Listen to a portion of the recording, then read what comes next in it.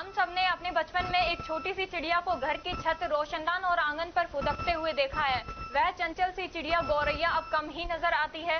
वर्तमान समय में ऊंची ऊंची इमारतों और बढ़ते शहरीकरण ने उसका घरौंदा छीन लिया है। इसके संरक्षण के लिए विश्व भर में आज का दिन 20 मार्च विश्व गौरैया दिवस के रूप में मनाया जाता है।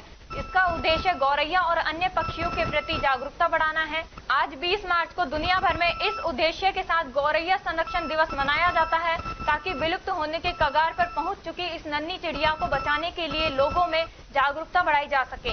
आज विश्व गौरैया दिवस पर हम आपको एक ऐसी शख्सियत से रूबरू करवा रहे हैं जो पशु, पक्षी, जीव जंतु से विशेष लगाव रखते हैं, जिन्होंने बीते कई सालों से इस चहकते पक्षी के संरक्षण के लिए विशेष मुहिम चला रहे हैं। गौरैया लोगों के घरों में वास करे, इसके लिए वह स्वयं अपने भक्तों को प्रेरित भी कर रहे हैं। गौरैया संरक्षण की उनकी इस मुहिम की जिले भर के लोग न सिर्फ प्रशंसा कर रहे हैं, बल्कि उनके साथ भी जुड़ रहे हैं। गौरैया संरक्षण की मुहिम चला रहे श्री शीतलदास जी आश्रम रैणागिरी धाम के स्वामी बालका देवाचार्य जी महाराज बताते हैं कि एक समय ऐसा था जब हमारे घर चिड़ियों के चहचहाट से हमेशा गुंजायमान रहते थे। हमारे बड़े बुजुर्ग कभी अकेलापन महसूस नहीं करते थे, क्योंकि गौरैया चिड़िया भी परिवार की एक सदस्य हुआ करती थी जो हमेशा चहकती रहती थी। गौरैया अचानक हमारे जीवन से गायब हो गई है। इसके विभिन्न कारण हैं, जैसे कीटनाशक दवाइयों का अत्यधिक प्रयोग, विकास के नाम पर पेड़ों की अंधाधुंध कटाई से उनके आवास की कमी।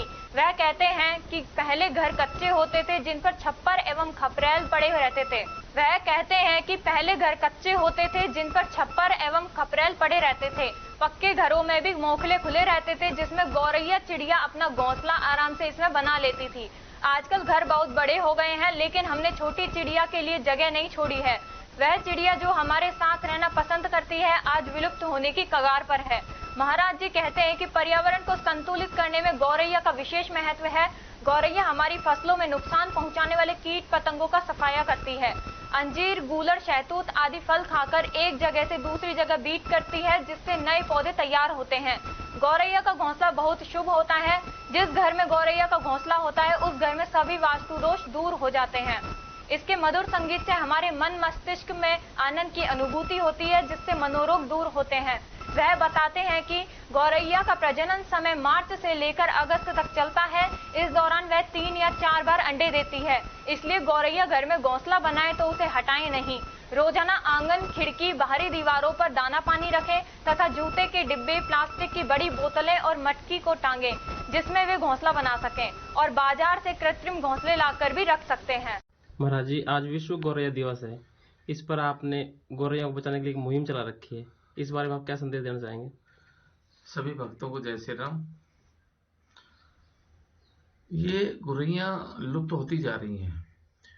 हमारे यहाँ भी लुप्त हो गई थी, और तो हमको पिछले साल जो है 2-4 गौरैया दिखी, और उसके बाद में हम फिर वहाँ से घोंसले लेकर आए और हमने अपने यहाँ घोंसले टाके, उनमें उनने बच्चे दिए।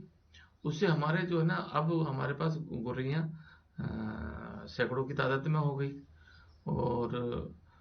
और भी हर बार हम तो जाते हैं, जब भी लेकर आते हैं, जब भी टाकते हैं।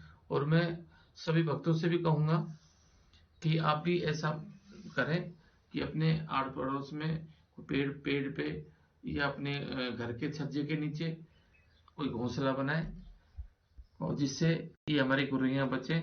और पर्यावरण जब भी सुरक्षित है जब हमारे जीव जंतु हैं, पक्षी हैं, जो इनके चिचियाट जो होती है उनसे बड़ा आनंद आता है। सुबह सुबह जब महकती हैं, ये जब चिचियाट करती हैं, तो हमको बहुत शुभ जो है ना, हमारे को महसूस होता है, बहुत अच्छा महसूस होता है। और जहाँ सूनापन जहाँ है, या तो घर में बच्चे हों तो उसकी चहचहाट होती है, या फिर पक्षी, गौरैया हैं और भी जो भी छोटे मोटे जो भी पक्षी हैं वो हों, तो उससे चहचहाट जो होती है, उससे एक आनंद में महसूस होता है। तो मैं ये सभी भक्तों से कहूँगा कि अपने आस पड़ोस में, अपने छज्जे के नीचे, क्यों आजकल कच्चे मकान तो रहे नहीं, छान के मकान तो है नहीं, तो इसलिए अपने छज्जे के नीचे और पेड़ों में ये टाके। और आगे गर्मी आने वाली है तो इनकी पानी की थोड़ी व्यवस्था कर दी जाए। जगह जगह जो है कुछ भी नहीं है तो मटके का ढबरा बना के वही टांग दिया जाए, जिससे पानी पिए। और सब खुशहाल रहें। जब ये खुशहाल रहेंगे तो हम लोग भी खुशहाल रहेंगे। ये तो हमारे साथ में, हमारा जीवन का एक साथ है। ये तो पक्षी, जीव जंतु, पर्यावरण, पेड़ पौधे, ये सब हमारा एक अंग है ये।